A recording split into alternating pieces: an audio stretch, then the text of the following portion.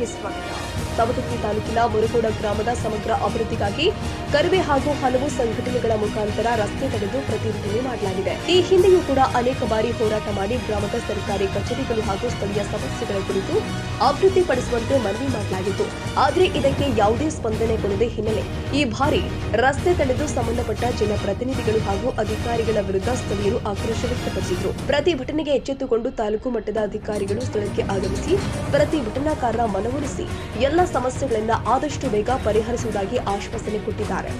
ಸವದತ್ತಿ ತಾಲೂಕು ತಹಸೀಲ್ದಾರ್ ಮಲ್ಲಿಕಾರ್ಜುನ್ ಹೆಗ್ಗನ್ನವರ್ ಮಾಧ್ಯಮಗಳ ಮುಂದೆ ಅತಿ ಶೀಘ್ರದಲ್ಲಿ ಮೇಲಧಿಕಾರಿಗಳ ಗಮನಕ್ಕೆ ತಂದು ಅಭಿವೃದ್ಧಿ ಕಾರ್ಯ ಮಾಡಲಾಗುತ್ತೆ ಎಂದಿದ್ದಾರೆ. ಅದನ್ನು 110 ಮಾಡಬೇಕಂತ ಹೇಳಿ ಅವ್ರದ್ದೊಂದು ಬೇಡಿಕೆ ಇದೆ. ಆಮೇಲೆ ಪ್ರಾಥಮಿಕ ಆರೋಗ್ಯ ಕೇಂದ್ರವನ್ನು ಸಮುದಾಯ ಆರೋಗ್ಯ ಕೇಂದ್ರವಾಗಿ ಮಾಡಬೇಕು, ಒಂದು ಆಂಬ್ಯುಲೆನ್ಸ್ ಕೊಡಬೇಕಂತ ಬೇಡಿಕೆ ಇದೆ. ಇನ್ನೊಂದಿಷ್ಟು ನೀರಾವರಿ ಯೋಜನೆಗಳ ಕುರಿತು ಮತ್ತು ಜಲಜೀವನ್ ಮಿಷನ್ ಬಗ್ಗೆ ಕೆಲವೊಂದಿಷ್ಟು ಅವರು ಬೇಡಿಕೆಯನ್ನು ಸಲ್ಲಿಸಿದ್ದಾರೆ. ಸೊ ಇವತ್ತು ಅವರ ಮನವಿಯನ್ನು ಸ್ವೀಕರಿಸಿದೆವು. ಹೊಸ ತಾಲೂಕದು ಏನಿದೆ ಅಂದರೆ ಈಗ ಅವ್ರ ಮನವಿಯನ್ನು ನಾವು ಮಾನ್ಯ ಜಿಲ್ಲಾಧಿಕಾರಿಗಳ ಮೂಲಕ ಸರ್ಕಾರಕ್ಕೆ ಕಳಿಸ್ತೀವಿ. ಹೊಸ ತಾಲೂಕು ರಚನೆ ಆಗೋದು ಜನಗಣತಿಯನ್ನು ಫಸ್ಟ್ ಪ್ರಮುಖ ಆಧಾರವಾಗಿ ಇಟ್ಕೊಂಡು ಜನಗಣತಿ ಮತ್ತು ಅಲ್ಲಿ ಬರುವಂಥ ಗ್ರಾಮಗಳು, ಅಲ್ಲಿ ಮೂಲಭೂತ ಸೌಲಭ್ಯಗಳು, ಕಚೇರಿಗಳು ಇವನ್ನೆಲ್ಲ ಗಮನಕ್ಕೆ ತೆಗೆದುಕೊಂಡು ತಾಲೂಕು ಕೇಂದ್ರದಿಂದ ಇರುವಂಥ ಅಂತರ ಅದನ್ನೆಲ್ಲ ನೋಡಿಕೊಂಡು ಹೊಸ ತಾಲೂಕು ಮಾಡಬೇಕಂದ್ರೆ ಅದು ಕ್ಯಾಬಿನೆಟ್ ಅಪ್ರೂವಲ್ ಆಗಿ ಸರ್ಕಾರ ಮಟ್ಟದಲ್ಲಿ ಅದು ಡಿಸಿಷನ್ ತೊಗೋಬೇಕಾಗ್ತದೆ ರೀ.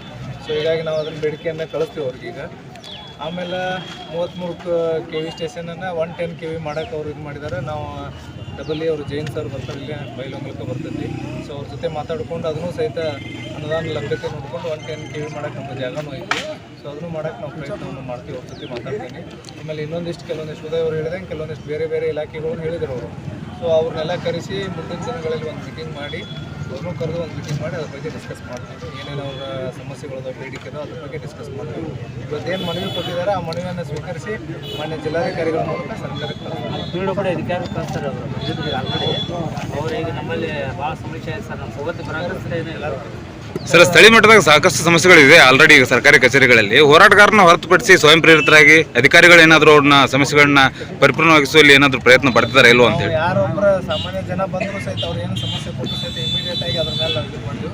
ಲಾಸ್ಟ್ ಟೈಮ್ ನಿಮ್ಮ ಇಲ್ಲಿದೊಂದು ಸ್ವಲ್ಪ ಊರನವ್ರ ಜನ ನಮ್ಗೆ ಫೋನ್ ಮಾಡಿ ಹೇಳಿದ್ರೆ, ಇವತ್ತು ಹೇಳಿದ್ರೆ ನಾಡ ಕಚೇರಿ ಹೊಸ ಬಿಲ್ಡಿಂಗ್ ಆಗೈತಿ, ನಮಗೆ ದೂರ ಆಗೈತಿ, ಆ್ಯಕ್ಚುಲಿ ಹಳೆ ನಾಡ ಕಚೇರಿನ ನಮ್ಗೆ ಅನುಕೂಲ ಐತಂತ ಜನ ನಮಗೆ ಅದ್ರ ಬಗ್ಗೆ ಗಮನಕ್ಕೆ ತಂದು ನಾವು ಅದ್ರ ಬಗ್ಗೆ ಕರೆದು ವಿಚಾರ ಮಾಡಿದ್ದೆವು. ಮತ್ತು ಕೆಲವೊಂದಿಷ್ಟು ಜನದ ಇಲ್ಲೇ ನಮಗೇನಾಯ್ತು, ಕೆಲವೊಂದಿಷ್ಟು ಜನ ಇಲ್ಲ ನಮ್ದು ಹೊಸ ಕಟ್ಟಡ ಐತಿ ಅಲ್ಲೇ ಇರಲಿ ಅಂತ ಕೆಲವೊಂದಿಷ್ಟು ಜನ ಇದು ಮಾಡಿದ್ರು.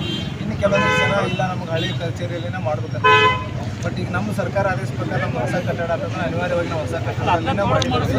ಅದನ್ನ ಇನ್ನೊಂದು ಸ್ವಲ್ಪ ನಾವು ಚರ್ಚೆ ಮಾಡ್ತೀವಿ ರೀ. ಚರ್ಚೆ ಮಾಡಿ ಇಲ್ಲಿ ಒಂದು ಅಭಿಪ್ರಾಯ ತಗೊಂಡು ಅದ್ರ ಮುಂದೆ ಏನು ಮಾಡಬೇಕು. ಈ ಹಿಂದೆ ಕೂಡ ಸ್ಥಳೀಯ ಸಮಸ್ಯೆಗಳ ಬಗ್ಗೆ ಅನೇಕ ಮನವಿಗಳನ್ನ ಕೊಟ್ಟಿದ್ದಾರೆ ಸರ್ ಹೋರಾಟಗಾರರು. ಆ ಮನವಿಗೆ ಯಾವುದೇ ರೀತಿ ತಾವು ಸ್ಪಂದಿಸ್ತಾ ಇಲ್ಲ ತಮ್ಮ ಅಧಿಕಾರಿಗಳು. ಮತ್ತು ಏನು ಡಸ್ಟ್ಬಿನ್ ಸೇರುವಂಥ ಕೆಲಸಗಳಾಗ್ತಾಯಿವೆ ಮನವಿ ಅಂತೇಳಿ ಅಂಥ ಮನವಿಗಳನ್ನು ಮಾನ್ಯ ಜಿಲ್ಲಾಧಿಕಾರಿಗಳ ಮೂಲಕ ಸರ್ಕಾರಕ್ಕೆ ಯೂಸಲ್ಲಿ ಯಾವ ಬಂದರೂ ಸಹಿತ ನಾವು ಇಮಿಡಿಯೇಟಾಗಿ ಅವ್ರ ಇವತ್ತಿನ ಹೋರಾಟದ ಬಗ್ಗೆ ಮುಂದಿನ ದಿನಗಳಲ್ಲಿ ಒಂದು ತಾಲೂಕು ಮಟ್ಟದ ಅಧಿಕಾರಿಗಳು ಸಭೆಗಳನ್ನ ಅದನ್ನು ಸಹಿತ ಚರ್ಚೆ ಮಾಡಿ ಒಂದು ಫೀಡ್ಬ್ಯಾಕ್ ಕೊಡುವಂಥ ಕೆಲಸವನ್ನು ಮಾಡ್ತೀವಿ. ಕೊನೆಯದಾಗಿ ಸರ್ ಪ್ರತಿಭಟನೆಗಾರರಿಗೆ ಏನು ಇಲ್ಲ, ಅವರು ನಮ್ಮ ಒಂದು ಪ್ರತಿಭಟನೆ ಮಾಡಿ ನಮಗೊಂದು ಮನವಿ ಕೊಟ್ಟಿದ್ದಾರೆ. ನಾವು ಅವ್ರು ವಿನಂತಿ ಮಾಡಿದ್ದೀವಿ, ಸಾರ್ವಜನಿಕರು ತೊಂದರೆ ಆಗದಂಗೆ ಅವ್ರು ಪ್ರತಿಭಟನೆ ಮಾಡಿದ್ದಾರೆ. ಸಾರ್ವಜನಿಕರಿಗೆ ಯಾವುದೋ ರೀತಿ ತೊಂದರೆ ಆಗದಂಗೆ ಪ್ರತಿಭಟನೆ ಮಾಡಿದ್ದಾರೆ. ದಯವಿಟ್ಟು ಈ ಪ್ರತಿಭಟನೆಯನ್ನು ಕೈಗೊಂಡು ಸಾರ್ವಜನಿಕರಿಗೆ ಅನುಕೂಲ ಮಾಡಬೇಕಂತ ಅವ್ರ ಕೋರಿಕೆಗಳನ್ನು ಮಾನ್ಯ ಮಟ್ಟದ ಹೋರಾಟಕ್ಕೆ ಹಲವಾರು ಅಧಿಕಾರಿ ವರ್ಗದವರು ಹಾಗೂ ತಹಶೀಲ್ದಾರ್ ಸಮ್ಮುಖದಲ್ಲಿ, ಶ್ರೀಗಳ ಸಮ್ಮುಖದಲ್ಲಿ ರಸ್ತಾ ರೋಕೋ ಹಾಗೂ ಉಗ್ರ ಪ್ರತಿಭಟನೆ ಮಾಡಲಾಯಿತು. ಈ ಸಂದರ್ಭದಲ್ಲಿ ಹಲವಾರು ವಿಷಯ ಮನಗಂಡು ಮುರುಗೋಡ ಸಮಗ್ರ ಅಭಿವೃದ್ಧಿಗಾಗಿ ಹಾಗೂ ಮುರುಗೋಡ ಪಟ್ಟಣವನ್ನು ತಾಲೂಕವನ್ನಾಗಿ ಮೇಲ್ದರ್ಜೆಗೆ ಏರಿಸಬೇಕೆಂದು ತಹಶೀಲ್ದಾರ್ ಮುಖಾಂತರ ಜಿಲ್ಲಾಧಿಕಾರಿಗಳಿಗೆ ಮನವಿ ಕೊಡಲಾಯಿತು. ಈ ಸಂದರ್ಭದಲ್ಲಿ ಹಲವಾರು ನೀರಾವರಿ ವಿಷಯ ಆಗಿರ್ಬೋದು, ಮುರುಗೋಡ ಏತ ನೀರಾವರಿ ವಿಚಾರ ಆಗಿರ್ಬೋದು ಹಾಗೂ JGM ವಿಚಾರ ಆಗಿರ್ಬೋದು, ಹಲವಾರು ವಿಚಾರಗಳನ್ನು ಮೇಲಾಧಿಕಾರಿಗಳಿಗೆ ತಿಳಿಸಿದ್ದೇವೆ.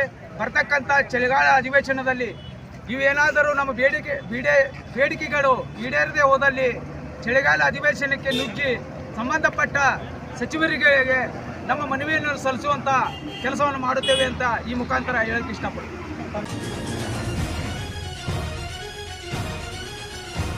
ಕನ್ನಡಿಗರ ಮೆಚ್ಚಿನ ನಿಮ್ಮ AJ 24/7 ನ್ಯೂಸ್ ಕನ್ನಡ ವಾಹಿನಿ ಇದೀಗ ಟಿವಿಯಲ್ಲಿ ಲಭ್ಯ.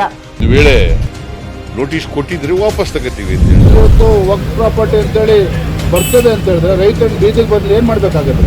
ಯಾರು ವೋಟ್ ಹಾಕಲಿಲ್ಲ ಅಂದರೆ ಗ್ಯಾರಂಟಿನೆಲ್ಲ ಸ್ಟಾಪ್ ಮಾಡಿಬಿಡ್ತೀವಿ.